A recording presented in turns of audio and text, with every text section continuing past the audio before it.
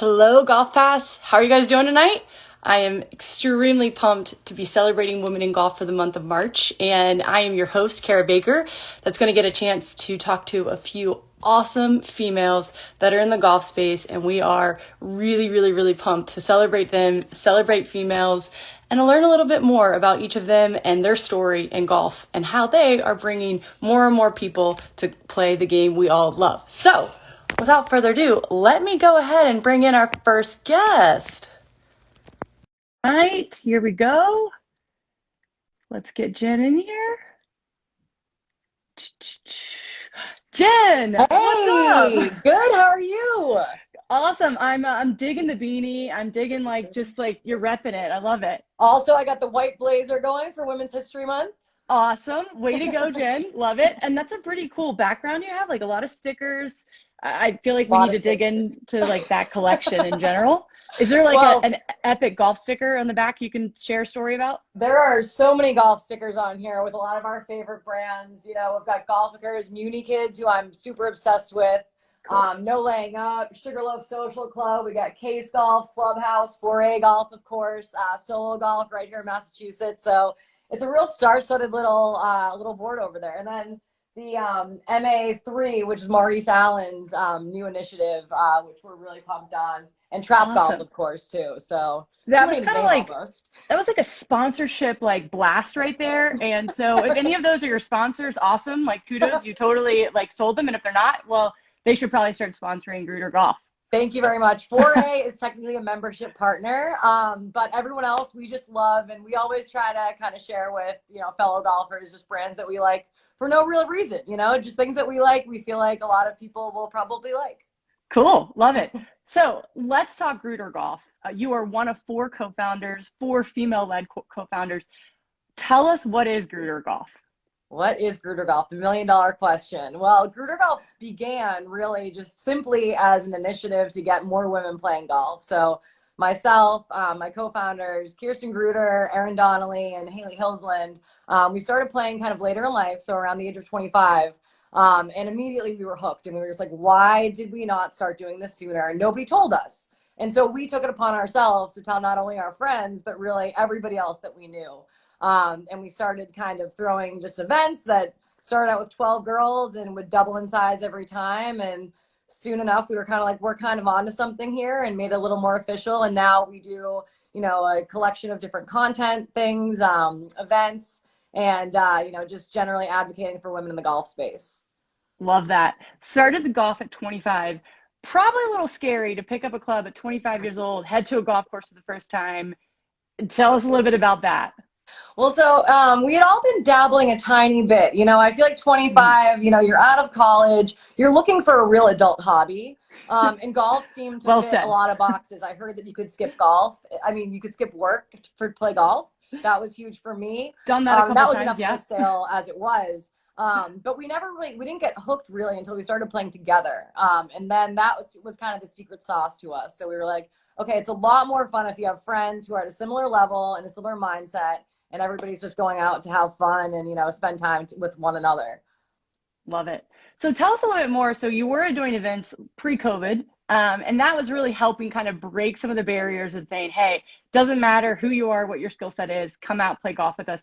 Tell us a little bit more about that. And then how did you begin breaking down other barriers and just continuing to open up the world to females?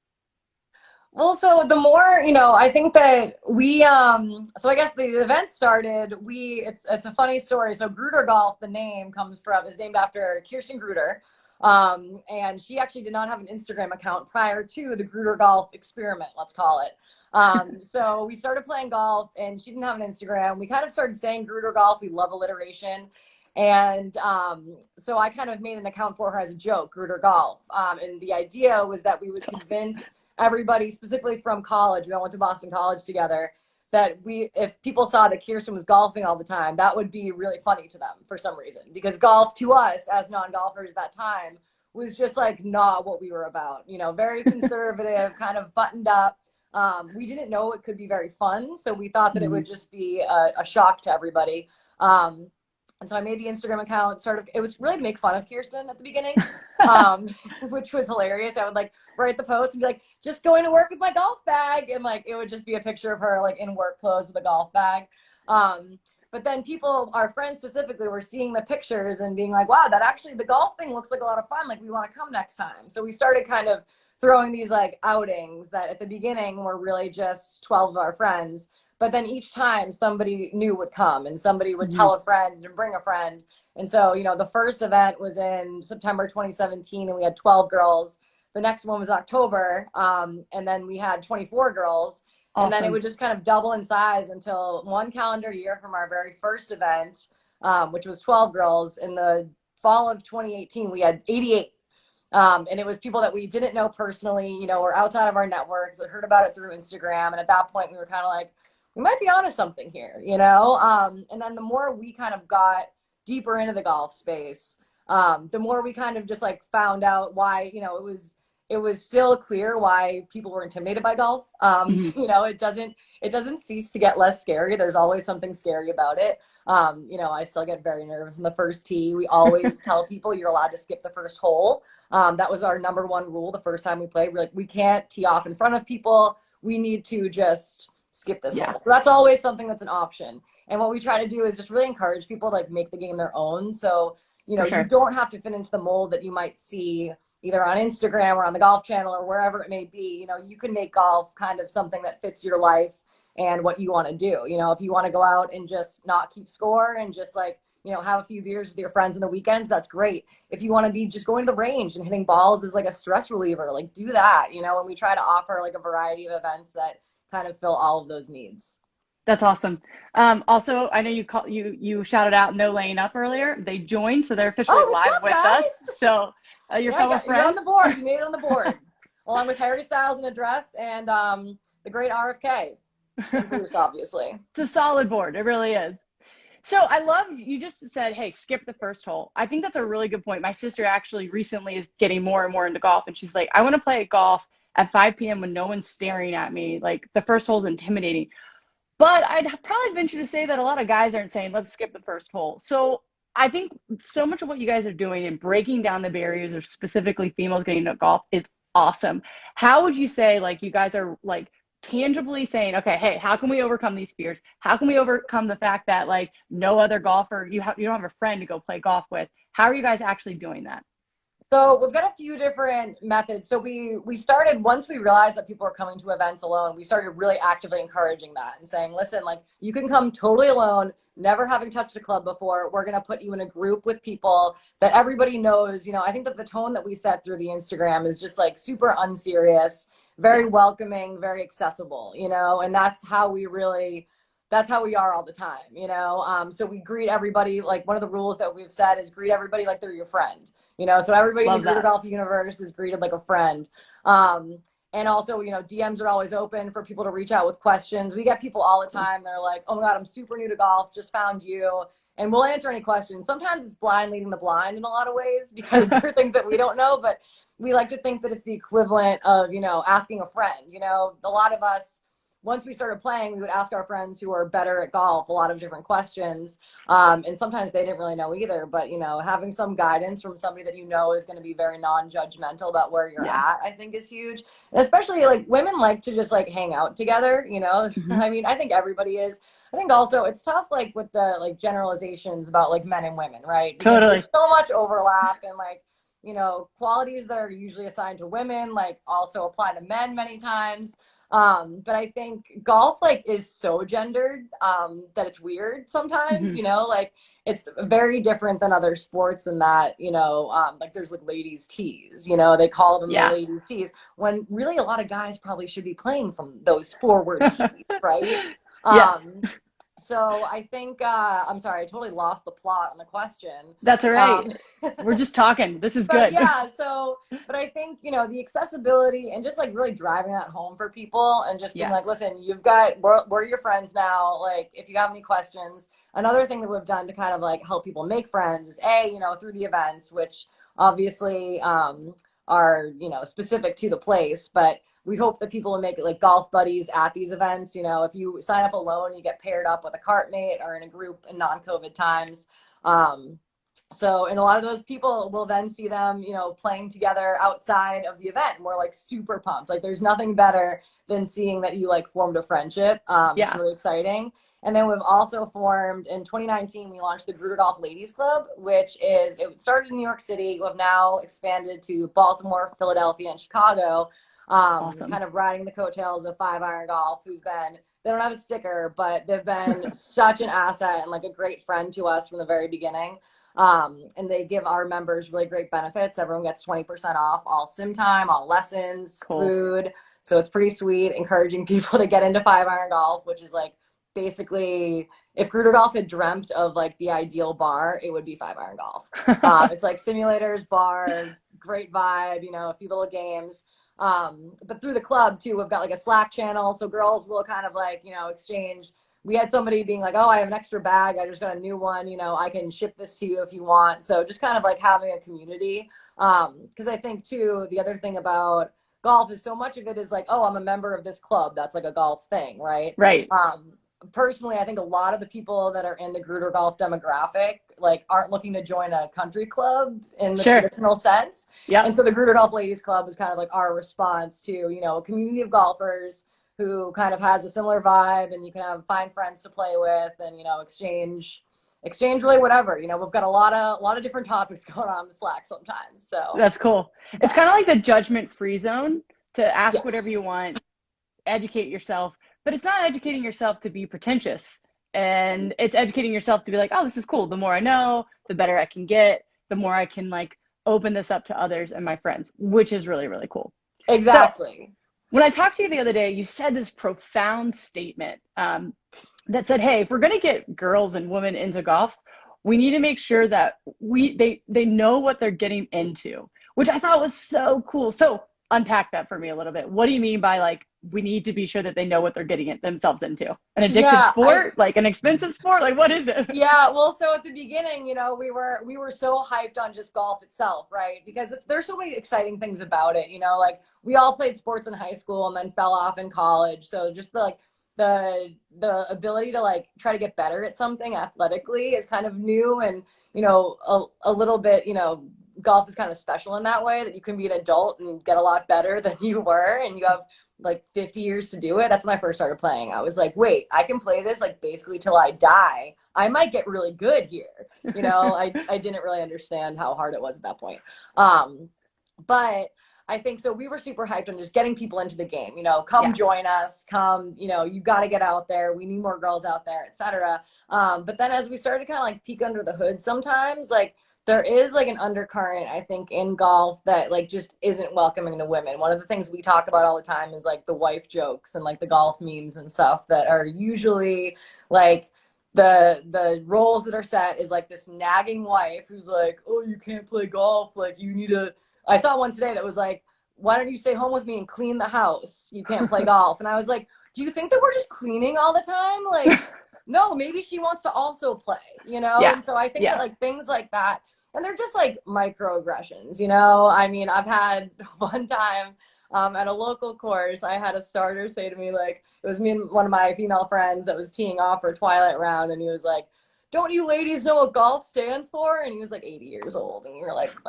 no, like what? And he was like, gentlemen only, ladies forbidden. And you're like, all right, good one, dude. Like, is it cool if we tee off, or like what? So I think, I mean, we've seen also like kind of a tangible shift, especially like in the Instagram world. When we started playing, like, I don't know, I learn a lot from Instagram personally. I think that social media is like pretty entertaining. I learn a lot from Instagram, Twitter. But when we first started playing and we started Gruder Golf, it seemed like there were really just like two camps. And one was like the super sexy, like more male audience kind of golfer. And then there was like the professionals, right? Mm-hmm. And there wasn't a lot of kind of like what we call like the average Jane, which we kind of felt like we were. There's so many accounts for like the average Joe, like, oh, like looking for the beer cart, like just hack life. But females don't really get included into that, when really that's like the type of golf that a lot of women want to play too. Yeah. And so we kind of started to get a little bit more proactive just about, like what our voice was going to be and who we were going to align ourselves with. And you know, who was kind of pushing the game into the direction that we wanted to see. Another thing too, you know, like we've started to get, especially in like recent years, really into the LPGA because it's like so cool. They're so accessible. They're all like, you know, like kind of around our age. I mean, different, you know, whatever, but it's really exciting to kind of see like women at like the highest level. But again, like they, you know, you couldn't watch them on TV last weekend, you know, when like Annika was playing, right? So like what's it going to take to like get the LPGA like, you know, even close to the level of coverage that the PGA has? And I think part of that is, you know, getting more females who play golf and are interested in golf to kind of advocate for that and be like, listen, like we're the market, we're here, we're ready to watch, like just put it on and we'll be there, you know? So we're kind of trying to do like the bottom up stuff. I think a lot is going to need to happen from the top down, but you know, we're working hard to kind of create that audience and kind of build that network of people that is like ready, chomping at the bit really to like get a little bit more attention to the LPGA. Yeah, I love that. You know, there's a stat that came out last year that I've just been holding on tight to, was that like viewership right now, of all sports viewership, 4% are watching female sports. And I mean, that was baffling to me. But the worst part about it, Jen, was I am part of the 96% that wasn't watching female sports. And so it's one of those things where it's like, hey, as a female athlete, as a female advocate, like we need to celebrate women in golf. Let's turn on the TV when LPG is on. Let's make sure that we're going to golfchannel.com and we're streaming it when it's on. Like, let's make sure that when they're in Orlando or when they're in your local town, you're going, you're watching their tournament. And so we really need to make sure that we're doing our part and falling in love with the players and knowing their story. And I think it's great because you guys have had access to them, like you said. So you had Danielle King on recently in a podcast. Yes, that was, and Michelle. I get chills just to think of it. Yeah, those are so two Michelle huge interview names. is going to come out this week. That was, I mean, we were almost like, should we just end the podcast now? Like those were kind of our two whales. Like, especially those were two of the golfers that we were super obsessed with when we first like figured out what golf was. We're like, wow, they're so cool. Like they're friends. Like this is a whole vibe. It's actually funny that you're bringing up kind of the like women's sports. We had Lakarabi Abe, who's a Symetra Tour player, on the pod last night. We recorded with her and we were talking a lot about that. And I think a huge part of it though is like, it's not like you're flipping channels and you see the WNBA on. You know what I mean? Right. Like, you need to look for it. You need to like stream it on your like iPad or something. Sometimes like the quality of the stream isn't as good. You know, there aren't as many like cameras there. There's not kind of like the same level of like presentation there. So I think it's going to take some investment kind of like in that end of it, because like, you know, you can market anything, you know what I mean? Like people are obsessed with the Kardashians and they don't do anything, right? So like, it's clear that it's not about kind of like women's sports or something. It's just like, you need enough people to just kind of believe that it's a good enough product to like put it on TV. Yeah, that's awesome. So Danielle King, would love, what was something that came out of, I know my friend, she wears Danielle joggers King? Yeah, pretty much. Like I was watching her at the KPMG Women's PGA Championship and she's got her joggers on and I'm like, I'm gonna start wearing joggers on the golf course. Like that's the most comfortable thing I could ever do. 1000%. So yeah, I really like Danielle King, and phenomenal golfer, like yeah, all in all. But when you talk to her, like what was something that just really stuck out for you? And by the way, everybody go listen to the podcast so you can hear way more about Danielle King. We were so giddy. It was insane. So our friends at Adidas hooked that up, which shout out to Adidas and Joel and Brandon. That was awesome. We were like just shell shocked. We couldn't believe it. But something actually, the craziest thing that stood out to me the most was just like how like, I mean, she's obviously like very down to earth. We kind of like expected that, but she's just also incredibly generous and like in a very genuine way. I mean, I'm actually looking right now. She sent us, we complimented an outfit of hers from 3 years ago, and she sent us the dress. It's like a sequined Marlboro dress. Wow. It says Fashion Kills on it, and it's like this company called Marlboro. So she gave us that because we were like, oh, like, will you tell us a little bit about that dress? Like, if you wore it recently. And she's like, wait, like, do you guys hang out together? And we're like, I mean, yeah, like we're pretty good friends. Like we hang out all the time. She's like, well, I'll send it to you guys and you can share it. And we were like, what? Like, but it was just such like second nature to her to just do something like that. And it like, I mean, we've not shut up about it since, you know, and it was a huge deal to us and a small deal to her.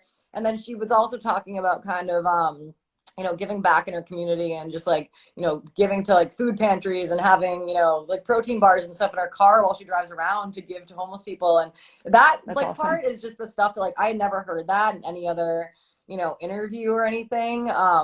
And yeah, it was like that's kind of what stuck out to me the most. Also, she likes to go to zoos while she's on tour, which I was like, I could have talked to her all day about the zoo. I thought that was like a fascinating answer. Like, what do you go do to unwind? And she's like, oh, I go to the zoo. We're like, wow. So yeah, I mean, that was just, we also, it was funny, like when we listened back, like the beginning, we were like a little bit stressed out. We were pretty nervous. Celebrity status. No, seriously, because it was just like, it's one of those things that like, you know, if you look through like our DMs, it's us like liking every single story she does, right? And then finally the day she like DM'd us back after the interview, we're like, oh my God, we're in. So yeah, it was just super exciting. It was great. And she's also just like so fun to watch play golf. Yeah, It's sure. so fun to watch her. She's just like so fierce, but also like looks like she's having fun, but also looks like she like really, really wants to win. So she's a blast. I wish her nothing but the best. Awesome.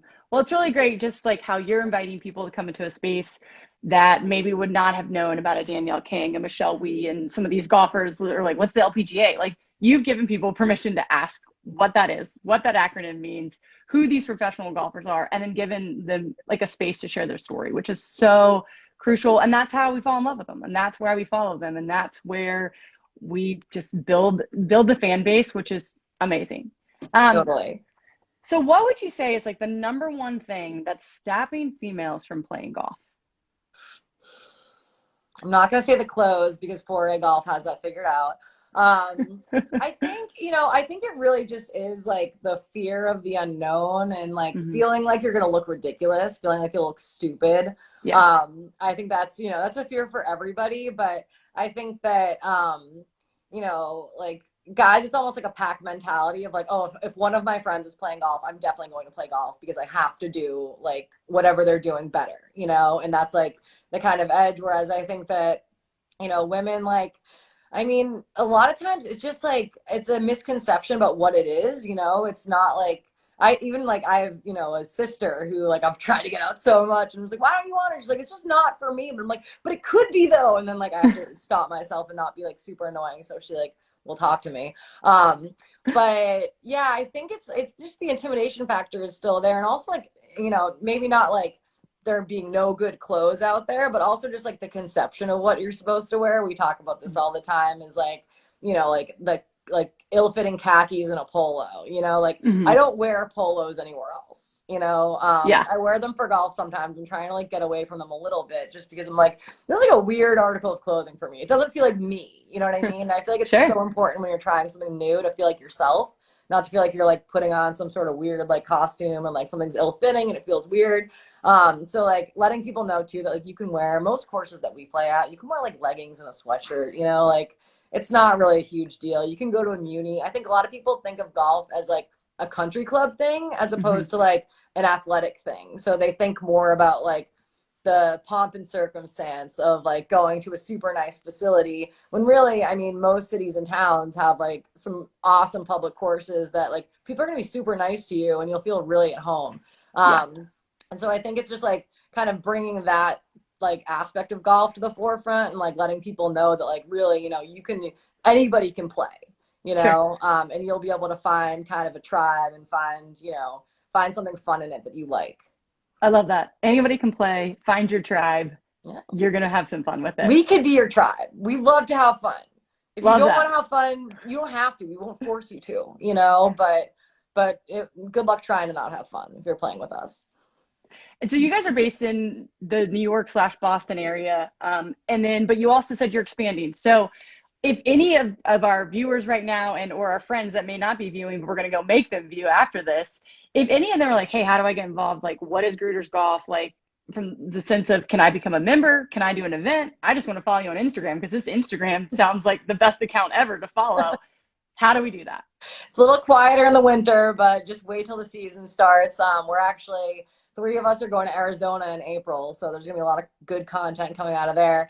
But yeah, definitely sign up for our mailing list at grudergolf.com. The website was built by the lovely Haley Hillsland, one of the founding foursome, and it's like really something else, so check that out.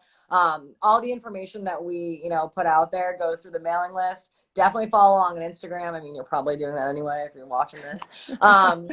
But yeah, hopefully, so in New York City, we have like a bunch of members right now. We're trying to grow it more in Philadelphia, Chicago, and Baltimore. Hopefully Vegas soon as well, because there's a 5-iron going into Vegas. But we're also working on kind of a more national model where you can feel like, you can connect with other golfers in your area, and kind of access that Gruder Golf community wherever. But no matter what, we'll always respond to your DMs and we'll always email you back. And oh my gosh, I almost forgot. Thank you, Haley. The I was Sunday about to say, service. Haley's looking out for you. I thought that my white blazer was going to remind me about the Sunday service, but we have a virtual event. We're just kind of getting into the virtual event space. Cool. But we've started something with 5-iron golf called the Sunday service, which is a kind of a play on Kanye's Sunday service. Luckily, I don't think he's heard about it yet, so we haven't been sued. But it's a celebration and a worship of golf. So it's a lighthearted clinic with Mike Doyle from 5-iron, who's a fantastic instructor, and really, explains things in a way that I think are very tangible and very easy to understand. So he gives a golf gospel. It's about 45 minutes, very heavy on Q&A. So if you've never played golf before, or if you play golf just definitely the wrong way, come ask your questions, tell him what troubles you. And he'll do his best to kind of, give you some advice on that. And then we do a little conversation afterwards. We're going to probably get a special guest for the next homily. So it's a gospel, then a homily. Sins are all absolved at the end. I think that actually next week we're doing confession. So that will be you can submit your swing to us in advance. You can tell us to play it or not play it during the service. But Mike will be analyzing some swings and saying what's going on. And I think, for myself, it's really helpful to see other people be coached too. So that's what we got going for now. It's always worth a trip to come to one of our bigger events. So New York City, we have 4 marquee events throughout the year, 2 of which are all girls and 2 of which are co-ed. The first one coming up is the Gruder Golf Girls on Greens Spring Invitational, where all are invited. So that's happening in May. And then we have a co-ed event, Margaritas and Mulligans, which is in June. That's a really fun time. It's kind of like loosely Jimmy Buffett themed. So we always do like a little bit of a theme. We have some great sponsors come in and kind of give away freebies. The raffles are like truly amazing. Callaway made us a wedge last year that I just wanted to keep. It was stamped by Anthony Toronto. It was so sweet. I forget who has that, but that's a pretty good prize. But yeah, hopefully too, we'll be doing events in more cities, as everyone gets shots in their arms. So that's what we're looking forward to right now. And, the events are always all are welcome and beginners are super encouraged to come. I feel like there's some seriously good highlight nuggets. Everyone gets shots in their arm is a really good one. Kanye, don't sue us. So I think we really got some good nuggets for whoever's clipping this later. No, but seriously, the Sunday services is Carolyn just commented, that's brilliant. Yes. And it's so on brand of everything that I feel like you guys are and are doing in the women's golf space. So really fun. And really just practical. People can send in their swing, people can ask questions, judgment free zone. Exactly. Tell me more. And it's on Sunday mornings too. We were trying to figure out, I feel like so many people right now are getting kind of Zoom fatigue. You're sitting at your computer all day and then it's do you want to do a Zoom event in a weeknight? I'm not sure, but we're what about Sunday mornings? So Sundays at 11 a.m. You're not going to brunch anymore. Or if you are, there's the table limit or whatever. It's not the same vibe. Yeah. So, have a Bloody Mary in the comfort of your own home, laugh at us being really, really goofy, and, learn a little bit of golf while you're at it. Sweet. I absolutely love it. So, as we wrap, what would be your one piece of advice as one of the Gruder Golf founding 4? What would you say to the world of women's golf? Probably, I'll do 2 things actually. So one is just don't take yourself too seriously. Everybody was a beginner at some point, so it's not just you. And if anybody forgets that, that's on them, so don't tune out the haters. And the other thing too is just don't limit yourself ever in anything you can do. I never thought that I would get into golf and look at this, it's it's really, So I think that like that mentality can carry you through a lot of things. You know what I mean? Like, don't rule yourself out of really any space that you just feel like might not be for you, because maybe it will be, and maybe it could be a real passion of yours. So Love it. that's what I'd say. Great advice. All right. So to all of our viewers, go follow Grueter's Golf on Instagram. I think we already called this out. It's a pretty funny Instagram handle to go follow. Go look at their website. If you're in the New York area, go to their events. And coming soon, I'm sure there will be events in hopefully Orlando, which is where I am. But I'm willing to drive places, so you just let me know. Actually, we've got some Florida in the works. We've got Okay. a comrade down in Florida right now who's got some pretty exciting ideas for us. So awesome. Stay tuned. All right. Sounds good. Seriously, Jen, thank you for joining in and being our first celebrating women in golf like guest, which is awesome. Go figure. So you rock. Love the beanie, like I said. Enjoy Boston. Stay warm. And for everybody else out there, tune in next Wednesday, because this is happening every Wednesday for the month of March. Tune in next Wednesday, 7 p.m. We've got some seriously cool guests coming. Lauren Thompson is one of them. So mark your calendars, Wednesday, 7 p.m. This is the month that we are celebrating women in golf. Check you guys later. Thank you so Thanks, much, Jen. Sarah. Talk later. Bye. See ya.